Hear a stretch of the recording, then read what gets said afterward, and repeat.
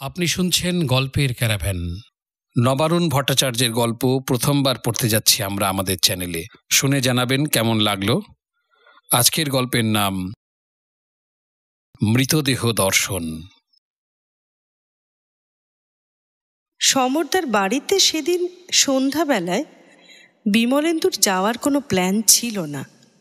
পরে যতবার ব্যাপারটা ভেবেছে বিমলেন্দু, তার মনে হয়েছে গোটা ব্যাপারটা কোনো ফিল্মের চিত্রনাট্যের মতো, এবং সারাক্ষণ যেন পরপর সবগুলো ঘটনায় কেউ আড়াল থেকে ক্যামেরা দিয়ে তুলে রেখেছে।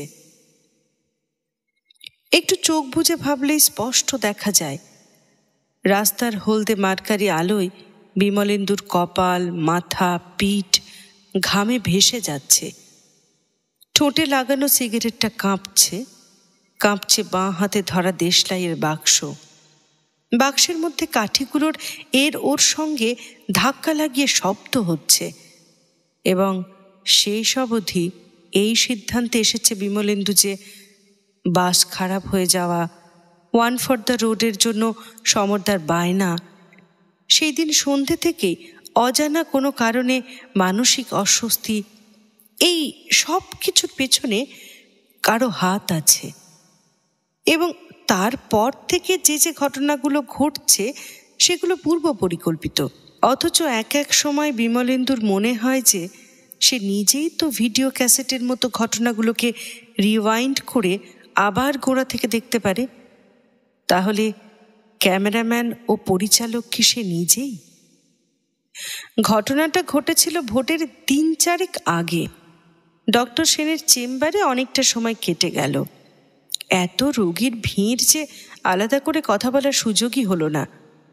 বডি ডিটেকশন নিয়ে কিছু জানার ছিল, একটা গল্পের জন্য। 7:30টার সময় ডক্টর সেন বললেন, আজ বিমলেন্দু যা হাল দেখছি তাতে তো মনে হয় না যে কথা হবে। আচ্ছা, তোমার এক্স্যাক্ট রিকোয়ারমেন্টটা কি বলতে পারো? ও আজ থাক, বুঝতেই পারছি। আমি বরং ফোন করে একদিন সকালের দিকে আপনার বাড়িতে চলে যাব। হ্যাঁ, সেই বরং ভালো, ভোটটা হয়ে যাক, বুঝলে? সেই ভালো। আসলে আমার নিজেরই খুব খারাপ লাগছে, জানো তো, তোমাকে আসতে বলে ভাগিয়ে দিচ্ছি। আরে না না না, এতে কি আছে, আমি ফোন করে নেব। চলি ডাক্তারবাবু। ও হ্যাঁ হ্যাঁ হ্যাঁ, দাঁড়াও দাঁড়াও তো 1 সেকেন্ড। রূপার জন্য একটা জিনিস সেই কবে থেকে রেখে দিয়েছি। ডক্টর সেন ড্রয়ার থেকে একটা বাক্স বের করে দিলেন। তুমি কিন্তু খুলবে না, ওটা রূপার জিনিস, ওই প্রথম দেখবে। অপর্ণা ভালো তো? হ্যাঁ, আমি চললাম তাহলে। এসো, আর সরি বলছি না। হ্যাঁ, না না, ঠিক আছে। বিমলেন্দু বেরিয়ে এসে বাক্সটা কাঁধের মধ্যে রাখলো, 1 প্যাকেট সিগারেট কিনল। একটা দোকানে একসঙ্গে 10টা টিভি বা তারও বেশি চলছে, লোকে ভিড় করে দেখছে। রাস্তার উল্টো দিকে ভোটের মিটিং, সেখানেও লোকের ভিড়। এছাড়াও দল বেঁধে লোক ট্রাফিক সিগন্যালকে পাত্তা না দিয়ে গাড়ি বাস সব থামিয়ে রাস্তা পেরোচ্ছে। যেদিকে তাকানো যায় লোক চলেছে। বিমলেন্দু বাস স্টপে এসে দাঁড়ালো। তার বাড়ির রুটের বাস এখান থেকে হাত দেখালে থামে, অবশ্য নজদিকে সার্জেন্ট না থাকলে। একটা মেয়ে স্টপেজে দাঁড়িয়ে, বাইকে চড়ে একটা হুমদো মতো লোক এলো, মাথায় স্ট্যাডার্স লেখা, ক্রাশ হেলমেট। মেয়েটার সঙ্গে দাম দর হলো। মেয়েটা বাইকে চড়ে লোকটার পেট চাপটে ধরল, বাইকটা চলে গেল। বিমলেন্দুর একটা সিগারেট নষ্ট হলো, কারণ তার আগেই বাস এসে গিয়েছিল। এমনিতে বাসে চড়ার সময় বা কোনো গাড়িতে কোথাও যাওয়ার সময় বিমলেন্দু কোনো একটা কিছু বিশেষ করে লক্ষ্য করার চেষ্টা করে। মানুষ, গাছ বা প্রাণী, যেমন বেড়াল, কুকুর বা গরু, এদের কোনো একটার উপর বিশেষভাবে মনোযোগ দেয়। যেমন যেদিন সে কাকেরা কি করছে দেখবে, সেদিন অন্য কিছুর উপর মন দেবে না। অবশ্য এটা সে করে তখনই যখন তার মাথায় অসংখ্য অজস্র চিন্তার হিজিবিজি অস্থিরতা থাকে না। এই দিন সে দেখল একটা মনে রাখার মতো দৃশ্য। একটা মাল্টি স্টোরেজের সামনে রাশ ভারী ও কেতাদস্তুর লোকের ভিড় এবং মরা নিয়ে যাওয়ার একটি কাঁচের গাড়ি দাঁড়িয়ে, যার গায়ে লেখা আছে ইটারনাল জার্নি। বিমলেন্দুর পাশের লোকটি নমস্কার করল। বিমলেন্দু হিসেব কষে দেখল এখান থেকে কেওড়াতলা রাস্তায় জ্যাম না থাকলে খুব বেশি হলে 20 মিনিট থেকে আধ ঘন্টার মামলা। ওইটুকুই ইটারনাল জার্নি। ওই দিন বিমলেন্দু স্পষ্ট মনে করতে পারে যে সে অন্য একটা কথাও ভেবেছিল। ভোটের দিন সারা দেশ জুড়ে অনেকগুলো লোক মরবে, কিন্তু তারা এখনো সেটা জানেই না। ওর বাড়ির থেকে মাত্র 3টে স্টপ থাকতে বাসের তলায় ঘটাং ঘটাং শব্দ শুরু হলো। বাস দাঁড়িয়ে গেল। বিমলেন্দু নামল। টিকিটের পয়সা ফেরত চাইছে লোকে। কয়েক পা হাঁটলেই সমরদার বাড়ি। সমরদা এক গাল হেসে বিমলেন্দুকে বললেন, ঠিক সময় এসে পড়েছ। আজ আমার বাড়িতে নরক গুলজার, একা একাই চালাচ্ছি। সে কি, আপনার না মাল খাওয়া বারণ? বারণ নয়, ডাক্তার বেটা বলেছে কার্ডিও প্রোটেক্টিভ ডোজে খেতে পারেন 1 পেগ করে। এখন বলো, 1 পেগ খাওয়ার থেকে হার্ট অ্যাটাক কি প্রেফারেবল নয়? অনেকদিন খাইনি, আজ মেজাজটা ভালো, একটা হাইল্যান্ড চিফ কিনে ফেললাম। আচ্ছা, মেজাজ ভালোর কারণ? সিক্রেট, তবে নারী ঘটিত কিছু নয়। No mid life crisis. তবে তোমার সঙ্গে ঝগড়া আছে। শেষ গল্পের বইটা আমাকে দাওনি কেন? কাউকেই দিইনি সমরদা। বুক ফেয়ারে 2টো কপি পেয়েছিলাম, আনাই হয়নি। আর আমার মতো ফেকলো রাইটারদের তো ওরা পাঠাবেও না। ফেকলো রাইটার? ভালো, বিনয় থাকা ভালো। সোডা দেব? দিন। গুড। সেই গল্পটা জানো তো? হোস্ট জিজ্ঞাসা করলো, হুইস্কি উইথ সোডা? গেস্ট বলল, নো সোডা। অনেকক্ষণ আড্ডা হলো। বিমলেন্দুকে সমরদা ছাড়তেই চায় না। রাত 10:30। বিমলেন্দু বেরোতে যাবে, দরজাও আধ খোলা। তখন সমরদা বলেছিলেন, না Bimalendu, not before 1 for the road. আরও 1 পেগ খাওয়া গেল। আজকের স্লোগান কি বলো তো বিমলেন্দু? হারমাদ হারমাদ। ভোটের বাজার তো স্থলদস্যুদের, আপনি আবার হারমাদ পেলেন কোথায়? সমরদার পা টলছে। নাকি বিমলেন্দুরই বেশি নেশা হয়েছিল? সাহিত্য জিনিসটা জানবে একটা মিস্টিক। হঠাৎ মনে পড়ে গেল, তুমি অনাময় দত্তের লেখা পড়েছ? জলে ডুবে সুইসাইড করেছিল? পড়িনি, নাম শুনেছি। ওর একটা গল্পে এটা ছিল, বারবার হারমাদ হারমাদ। চললাম সমরদা, এসো। নিমজ্জিত লেখকেরা সমুদ্রের তলার বালি বা লেকের দাম, শ্যাওলা এইসব ভালোবাসে। অসাধারণ কথাটা বললেন সমরদা। কিছুই অসাধারণ নয়। ট্রটস্কির একটা লাইন নিজের খেয়ালে সাজিয়ে নিলাম। অরিজিনাল হওয়া খুব কঠিন, খুবই কঠিন। 3 স্টপ বিমলেন্দু ভেবেছিল, থুড়ি যা ভেবেছিল তা করেও ছিল। হেঁটেই গিয়েছিল। আধখোলা পানের দোকান থেকে আবার সিগারেট কিনেছিল, যদিও সঙ্গে সিগারেট ছিল। অনেকটা মদ খাওয়া হয়ে গিয়েছিল। অপর্ণার ভালো লাগবে না। কে অনাময় দত্ত? হারমাদ। হারমাদ জলদস্যুরা মানেই অবধারিতভাবে পর্তুগিজ বা মগ। তাহলে পেশোয়া কি জলদস্যু? খ্যাঁক খ্যাঁক করে হেসেছিল বিমলেন্দু। তার 2 রুম এলআইজি ফ্ল্যাটে হাতল ভাঙা একটি মগ পায়খানার প্যানের পাশে রাখা আছে। বিমলেন্দুর পেচ্ছাপ পেয়েছিল। রাস্তার ডান দিকে ফুটপাতটায় ঘাস আগাছায় ভরা। তার মধ্যে আবার সিএসসি ইলেকট্রিক কেবল পেতে যাওয়ার পর বড় বড় লাটিম বা হাত নেই এমন জগন্নাথ লাটায় রেখে গেছে। মুতে দেওয়ার পক্ষে ফাইন জায়গা। ঠোঁটে সিগারেট, বাঁ হাতে দেশলাই, ডান হাতে পুরনো জিন্সের জিপ ফাস্টনারটা টেনে খোলার সময় ভজনেসেন্সকির সেই কবিতা, প্লেন থেকে দেখা ট্রেনের লাইন। একটা মেয়ের পোশাকের পিঠে জিপ ফাস্টনার খুলে যাচ্ছে।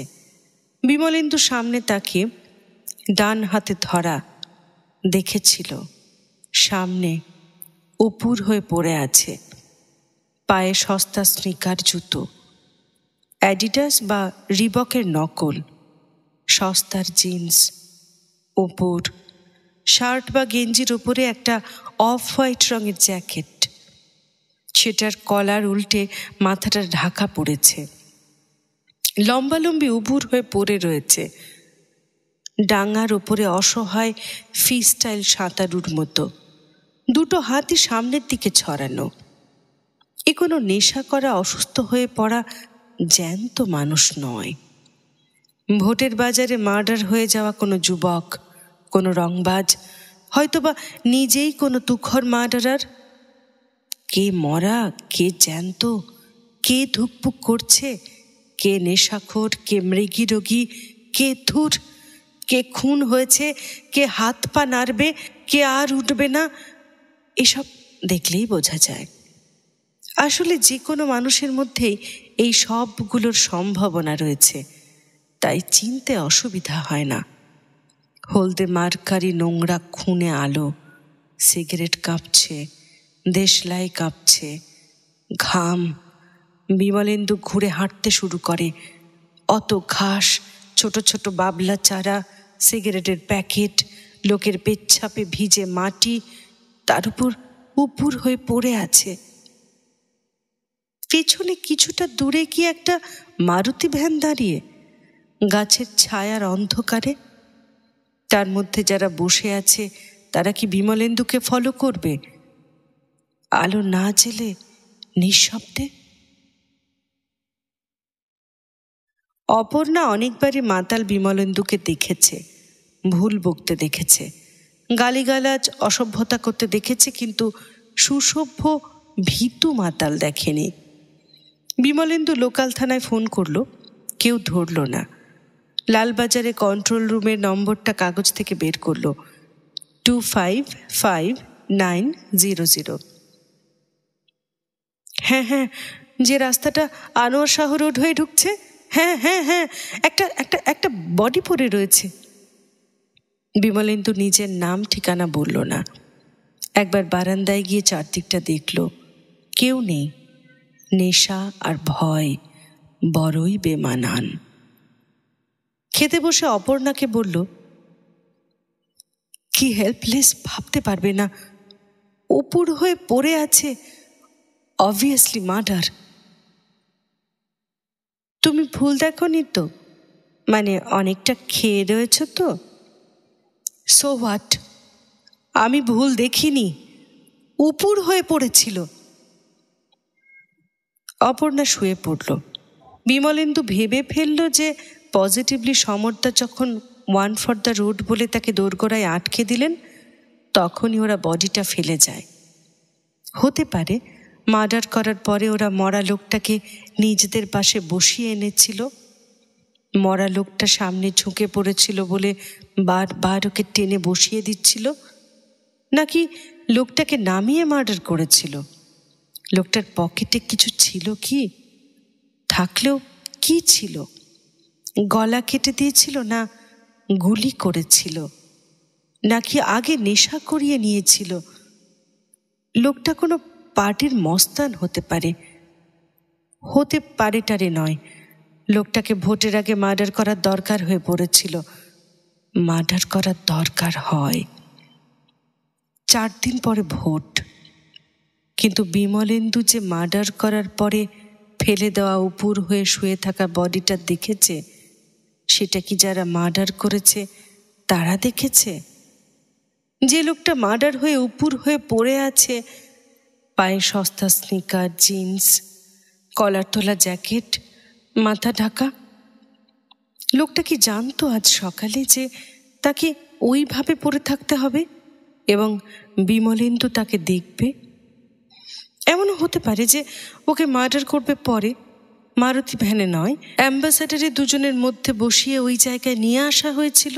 এমনও তো হতে পারতো যে গাড়ির থেকে লোকটাকে মার্ডার করার পর নামিয়ে দুপাশ থেকে জ্যাকেটের কাঁধের কাছটা খিমচে ধরে দুজনে যখন ছুঁড়ে দিয়েছিল, বা লোকটাকে কোনো অছিলায় জ্যান্ত অবস্থায় নামিয়ে গুলি করার বা ছুরি মারার সময় বিমলেন্দু যদি ওখানে এসে পড়ত, ওরা কি বিমলেন্দুকেও মার্ডার করত? কিছুটা দূর থেকে দেখে গাড়ি চাপা দিয়ে চলে যেত? এরকম হতেই বা অসুবিধে কোথায় যে মার্ডারটা ঘটার সময় লোকটা হলদে মার্কারির আলোয় বিমলেন্দুকে এগিয়ে আসতে দেখে বাঁচার জন্য চিৎকার করে তার দিকে দৌড়ে যেত? 255900 পুলিশ কন্ট্রোল রুমে কি এমন কোনো গ্যাজেট বসানো আছে যাতে বেনামে ফোনের নাম্বার ধরে ফেলা যায়? লোকটার নাম কি যে উপুর হয়ে পড়েছিল, অসহায় ডুবে মরে যাওয়া ফ্রি স্টাইল সাঁতারুর মতো? এত লেখাপড়া করে কি হলো বিমলেন্দুর? সিভিল সোসাইটি কাকে বলে? কলকাতা বা পশ্চিমবঙ্গ বা ভারত বা এশিয়া বা পৃথিবী কি সিভিল সোসাইটির আওতায় পড়ে? ইতিহাসের প্রিয় ছাত্র বিমলেন্দু এখন গল্প টল্প ছাপিয়ে বেশ মেঘদার হয়ে উঠেছে। নামধাম হচ্ছে, 2-4 পিস চামচাও জুটেছে, প্লাস কিছু অ্যাওয়ার্ড ফ্যাওয়ার্ড। তোমার তো ভোলার কথা নয়, খ্রিস্টপূর্ব 322-এ ম্যাসিডোনিয়ার জেনারেল অ্যান্টিপেটার এথেন্সের উপরে মুষ্টিমেয় সারফারাজের এক হুকুমত চাপিয়ে দেয় এবং এর পরের 2 প্রজন্মের মধ্যে 8 বার সরকার পাল্টায় এবং খ্রিস্টপূর্ব 261-তে ম্যাসিডোনিয়ানরা সর্বাধিক স্বাধীনতা ধ্বংস করে এথেন্সের গণতন্ত্রকে শেষ করে দেয়। তখন কি স্নিকার, জিন্স, জ্যাকেট এসব লোকে পরত? তখন কি মোটর গাড়ি ছিল?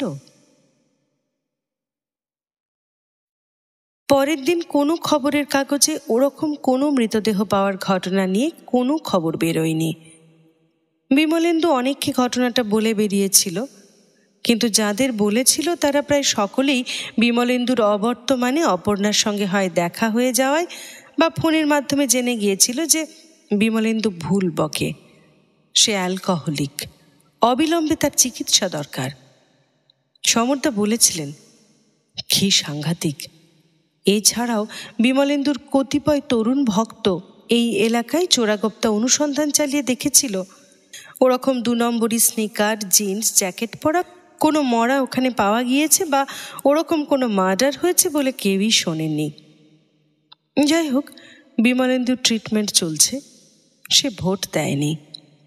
অপর্ণা ভোট দিয়ে এসেছে বামফ্রন্টকে। ডক্টর সেনের পাঠানো বাক্সটা খুলে 10 বছরের ছোট্ট মেয়ে রূপা দেখল একটা পেট মোটা প্লাস্টিকের শুয়োর, যার পিঠে একটা বড় ছেঁদা, তাতে সে 5 টাকার কয়েন জমায়। বিমলেন্দু বাড়ি ফিরে এসেছে, অনেক ভালো, ওষুধ খায়, প্লাস 1 পেগ।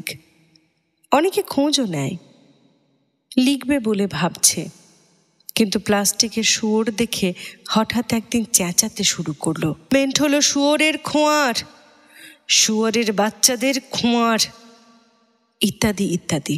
তার পরের দিনই খবরের কাগজে দেখা গিয়েছিল যে রাস্তাটা আনোয়ার শাহ রোড থেকে ঢুকছে সেখানে পাওয়া গেছে একটি মৃতদেহ, স্নিকার, জিন্স, উপুর হয়ে শুয়ে থাকা, সবই মিলে গেল, গলা কাটা। বিমলেন্দু ট্রিটমেন্ট চলছে, কিন্তু অকারণে সে মাঝে মাঝে চেঁচিয়ে উঠছে, হারমাদ, হারমাদ। শেষ হল নবারুণ ভট্টাচার্যের লেখা গল্প মৃতদেহ দর্শন। পরবর্তী আয়োজন নিয়ে খুব শিগগিরই ফিরছি। ততদিন আপনি শুনতে থাকুন গল্পের ক্যারাভ্যান।